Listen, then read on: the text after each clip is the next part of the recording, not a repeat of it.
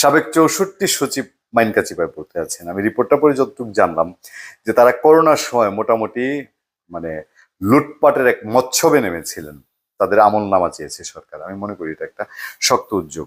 আপনারা যারা খেয়াল করবেন, করোনার সময়, কোভিডের সময় 2020-21 সালের দিকে আমরা শেখ হাসিনার কোভিড নিয়ন্ত্রণের প্রশংসা করলেও সেই সময় সচিবদের বিভিন্ন ক্ষেত্রেই আমলাদের দৌরাত্ম্য, বলতেও ভয় পেতাম জানেন।